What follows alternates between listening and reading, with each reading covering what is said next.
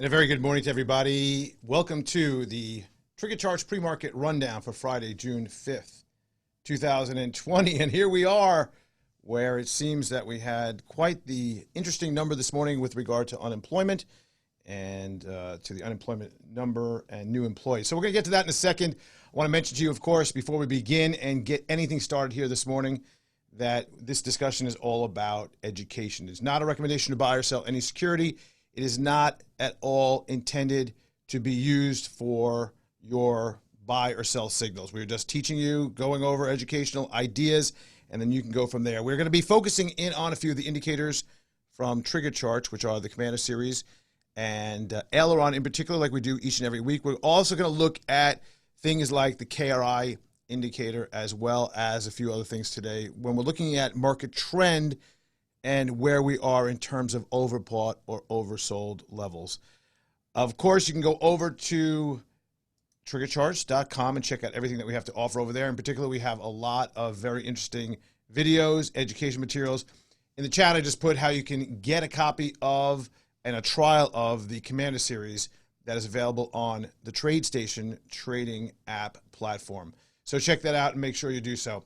As we go along, if you have any questions, please do put them in the chat. You notice where we are right now? Well, we are seeing a pretty significant rally here, right? The futures on the Dow are up 650.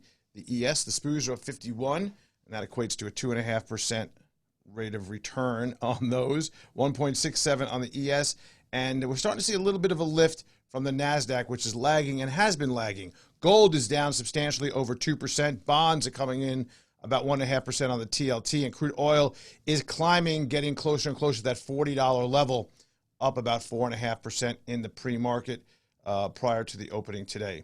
One of the big reasons is we have, what are we calling, the grand reopening trade. Yes, it's under the same management as what was before, but over the last week, we have been seeing a definitive move. I mean, there's no question about what we've been seeing, right? It has been an absolute move that has been a rotation from the areas of the stay-at-home plays, technology, into things like the value. We're talking about the airlines, the banks, the cruise lines, the restaurants. I mean, all of these have seen a substantial pickup.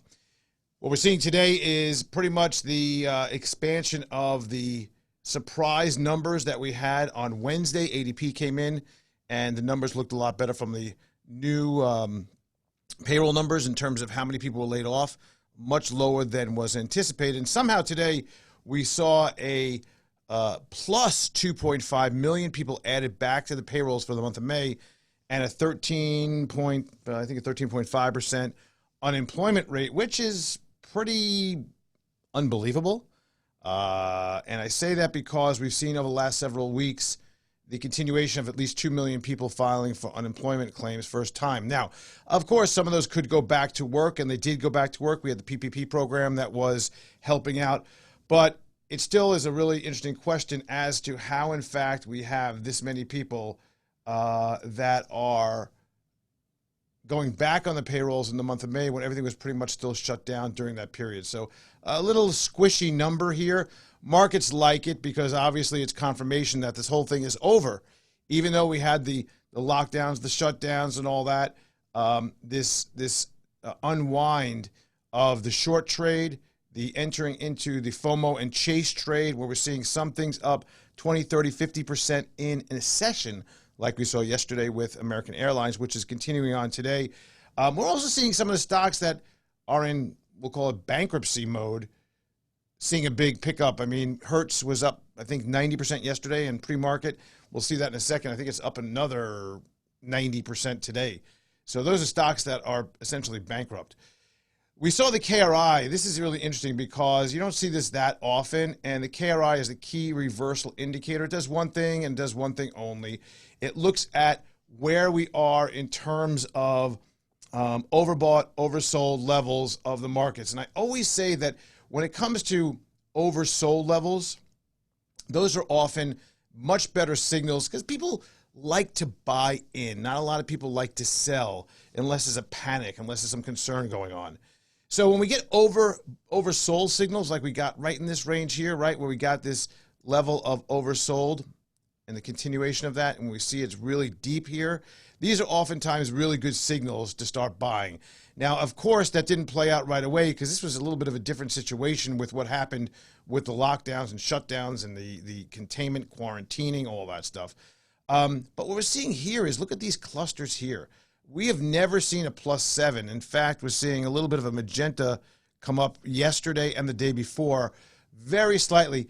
2 days ago, I think it was, it was 2 days ago, Wednesday, I think it was. It could have been Thursday morning early. Anyway, there was a +7. I went back in history, back to 2010. As long back as we could look at this particular indicator, there has never on record been a +7, meaning that we are overheated in an extreme overheat and we would see a potential move to the downside. Now, obviously, if the stock market opens up right now, right here, we're going to be somewhere up about, close to above the levels, clearly above the levels of where we were in March, only down about 3% for the year at this point on the S&P 500. NASDAQ is up. We see the continuation of this massive squeeze that's going on this morning with the Dow futures up 750 points right now. And even the NASDAQ, which was lagging all morning, is picking up. It's just picking up steam throughout the morning here. A lot of people are off-sided. A lot of people have been, holding off on the sidelines and maybe see this as a signal with this particular report to say, hey, the hell with it. I'm throwing in the hat and I'm just, let's go and buy. And that's what it seems like it's happening here this morning. We could probably see that for the futures if we looked at the actual levels on the short-term charts. But what my point was here, that we are seeing very much overheated levels here, and it's heating up even more. A lot of this, and a lot of questions are coming in like, why? What's going on? It's really not the most important thing to understand why, because it is. That's what we deal with technical analysis. When you squarely focus in on technical analysis only, the whole idea of doing nothing else but looking at price action, and when we look at it as price at volume, it's really not necessarily important to look at what's happening. Because if you try to find the reason for what's happening, you can get lost in the shuffle. And we all do that. I do that as well, right? We're like, hey, why is this? And looking at the unemployment numbers this morning saying, hey, that doesn't make much sense. Why is this? Doesn't matter right now. Right now what's happening is that people want to get back into the market.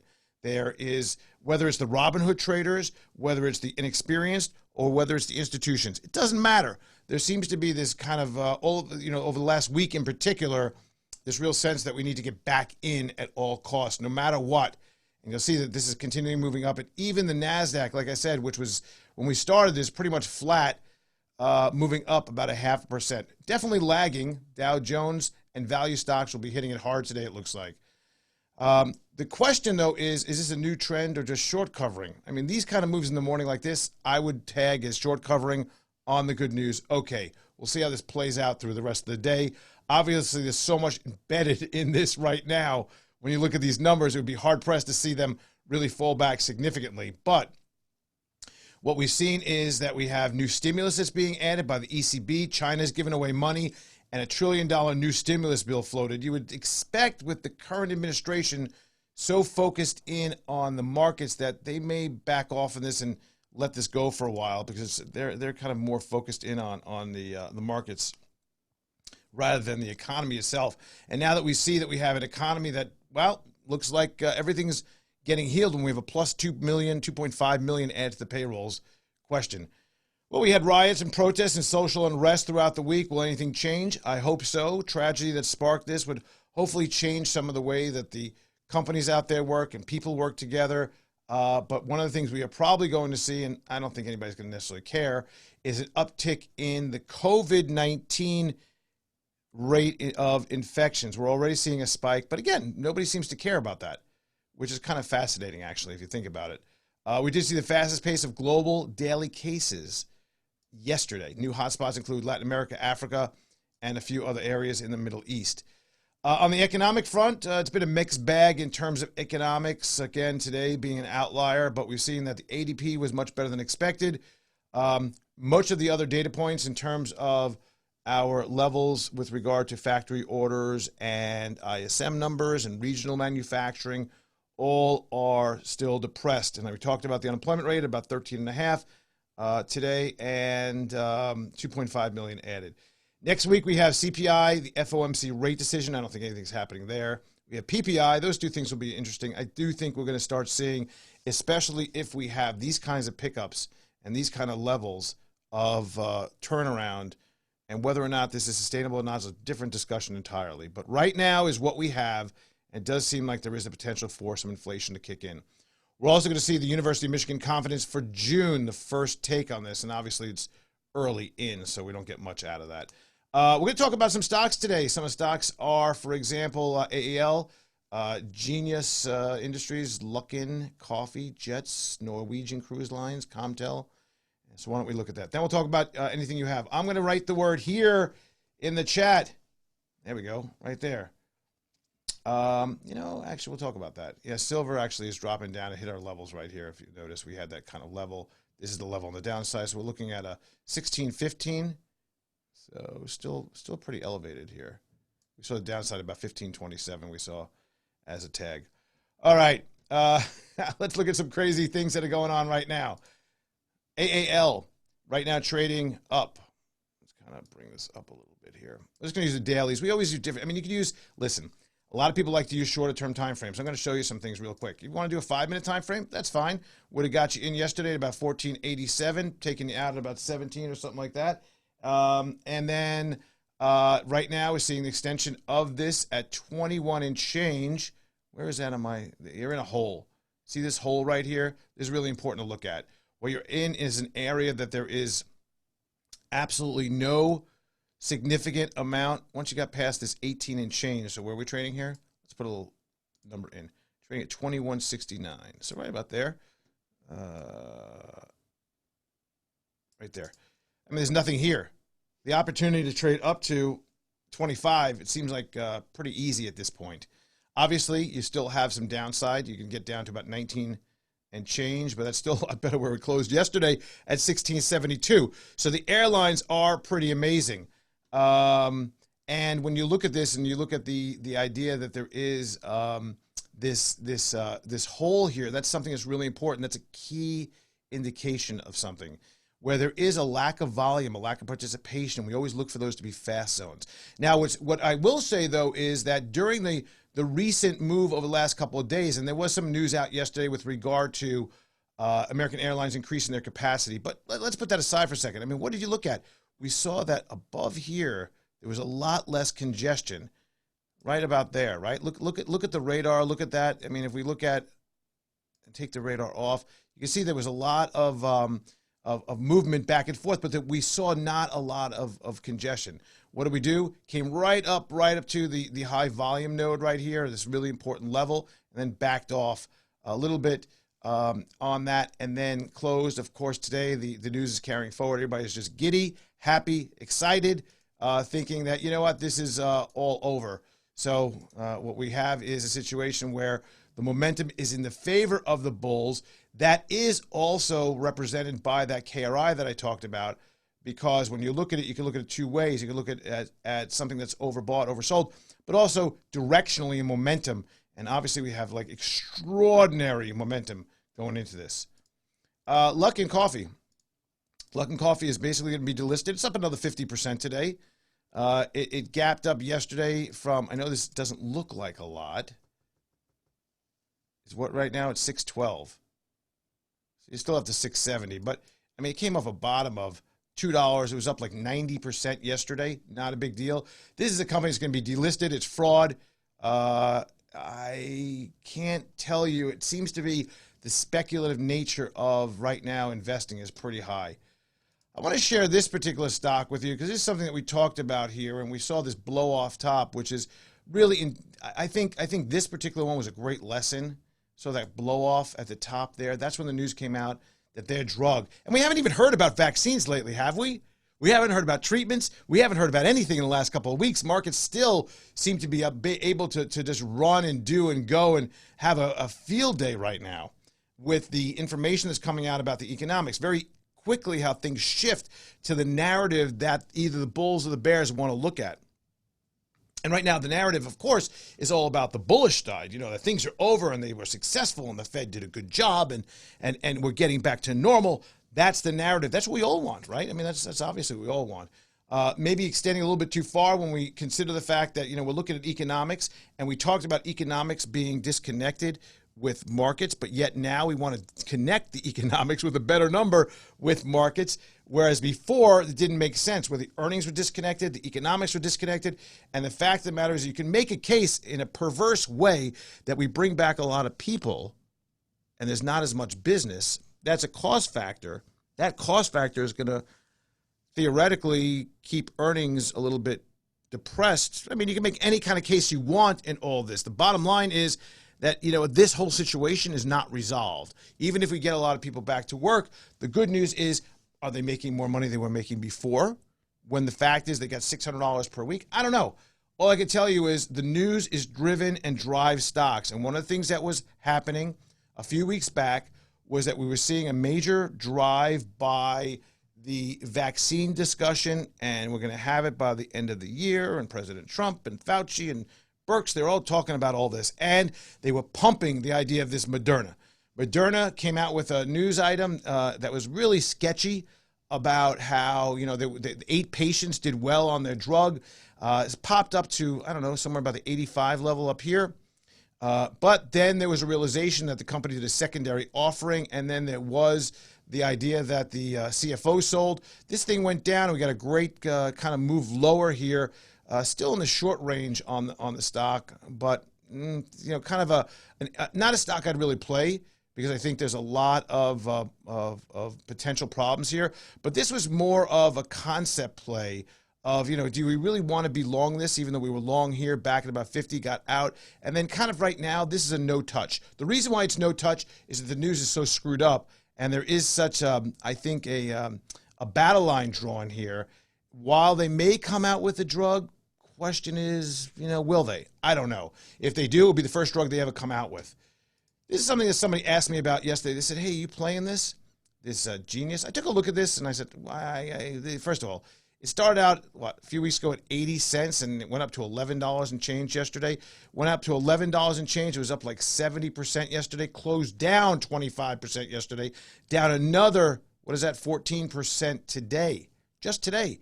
So this was halted all throughout the day. One of the problems you have with a stock like this is it's not a name that necessarily has a big upside opportunity. It's a name that's just being played. So if you want to play it, you want to work with it, you have to do this on the shorter term time frames. I won't do it if I see halts happening because you never know which side of the halt you're going to be on.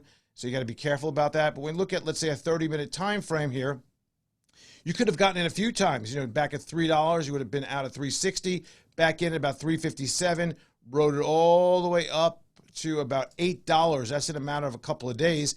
Went back in at about, what price is that? $7.91. Then moved it up to about 11 and then kind of got out and really no loss, no gain. Right now, if you look at this chart, though, where it is at 590 right now, where is it trading 595 right now? You're starting to get into very concerning territory. If you look from right to left, we always look right to left. You look left and you don't see a lot going on right there. So with that in mind, the problem you have right now is this thing is now broken. It did a blow off top, whether you look at it on a 30-minute time frame, you look at it on a daily time frame, we go back down to a 20-minute time frame. I mean, this thing is just really, honestly, an ugly situation. If you want to put your money into something like this that has no backing and move from 80 cents to $11 on really nothing major, which is just a Cartoon Network for kids, maybe it'll be sold. But a company that was 80 cents and now up to $11 seems like a little bit frothy to me. That's just me. Norwegian Cruise Lines up 22.77% already this morning. This is back to that same trade. The trade right now, you can see it, right? It's very apparent. It's right in our face. The idea that the Dow futures are up so much, right? That's really important.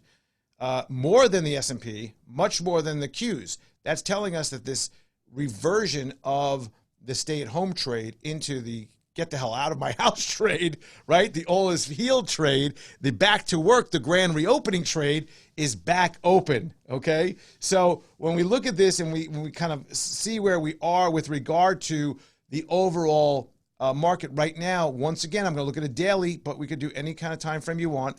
I'm going to show you something I think is really interesting. So we popped over the top here, right yesterday. That was right over the top. And now once we got above here, we have to look back and we have to start thinking, okay, where is that level of really where there's not a lot of volume? So right here, Just look from right to left, back to March. There's nothing here until you get up to the level, which is what, about $35 per share? Now, that's a long way from where we are right now. I mean, right now trading at about $24. That's where we are, right? But when you look at the fact that we have very little overhead resistance going back, and I'll just do it right to here, which on the chart is what, $29. I mean, really, there's not much there. And then you have a gap. So there's a gap here. Let's kind of use our little tools here. 24.35.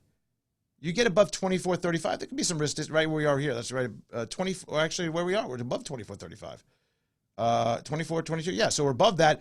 You could see a major explosive move up to 27, and that would be a massive amount of short covering going on into this gap area, and that confirms everything that we're showing you. You know, if you got long right off the top at 1747 right here, that would have been yesterday pretty much. You had a major flight up. Now, let's kind of look back, though.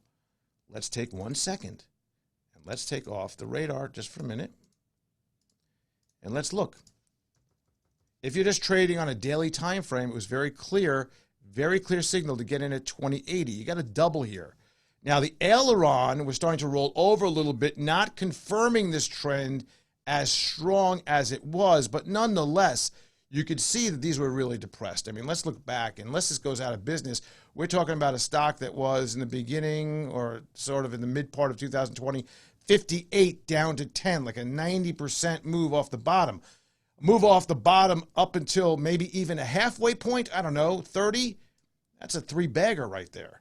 So something to consider when you're looking at these. This is a great basing pattern also. If you look at this, this is really important. I want you to focus in on this. Look at this basing pattern. We saw that it really couldn't get below that level. Yes, there was some times in April and March, but it's stuck right on that level at about $11, give or take. It really couldn't get below, and we had a line, a very significant line that you could draw, and you could see this. Now, when you look at where we are, and you just take a very simple horizontal line, and let's clear all these drawings.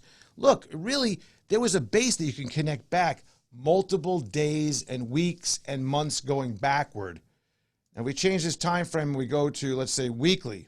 Same situation here. Weekly, you have to 26 and change. What looks like there's just nothing there. Massive gap. If we look at a radar here, look at this. I mean, you get above this level, which we are now at 22 and change, there is nothing. It was an absolute free fall. And again, unless this goes bankrupt, this looks like a great opportunity right now that just presented itself over the last week. It was kind of in dead money zone for a long time. Very speculative. Very, very speculative, because we don't know really if they have the capacity to hold out until such time they can start cruising again. But nonetheless, an interesting trade from a technical standpoint, both on a daily and a weekly. And I bet you if we go back and we look at this, here's the 10-minute trade.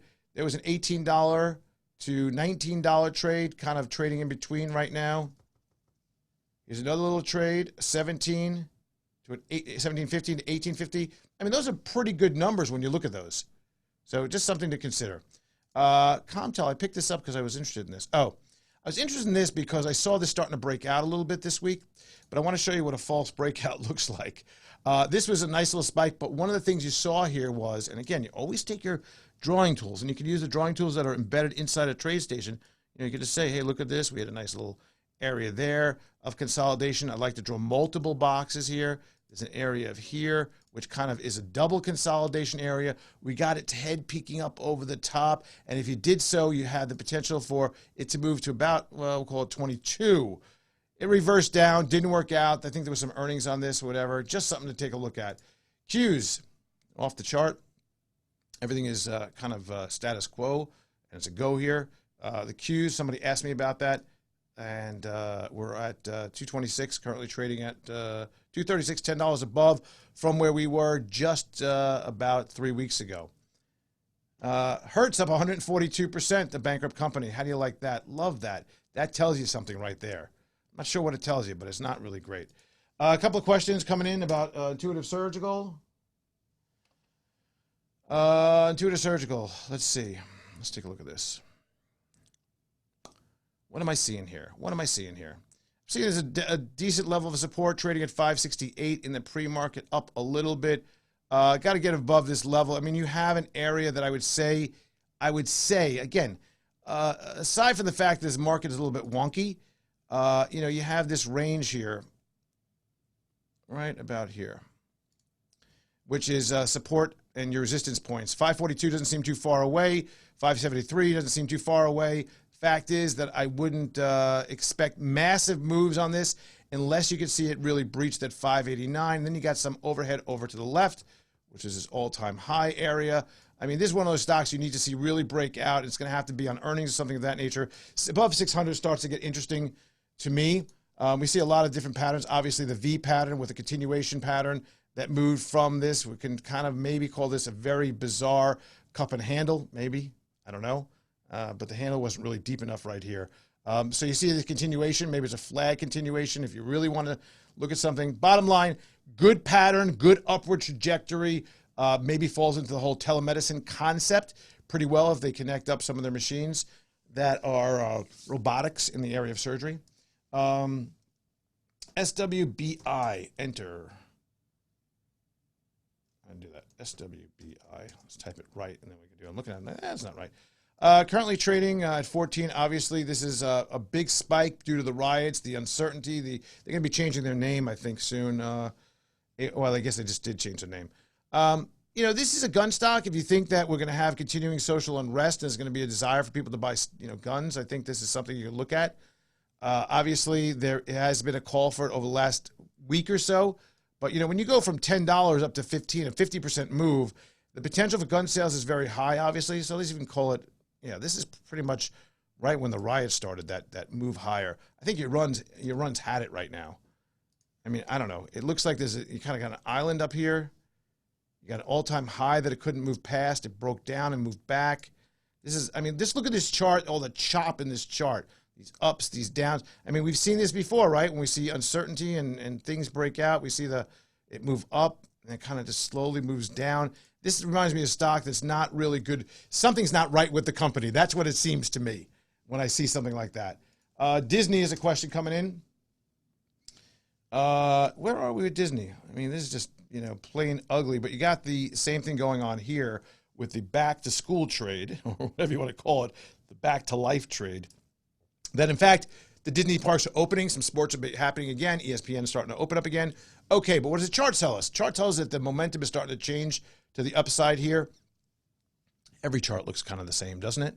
And when you look at these, bottom line here is that you do have some upside up to about 128, I would say, and then you got some problems here. Breaking above that, you got a major consolidation zone, and that was back before things were good.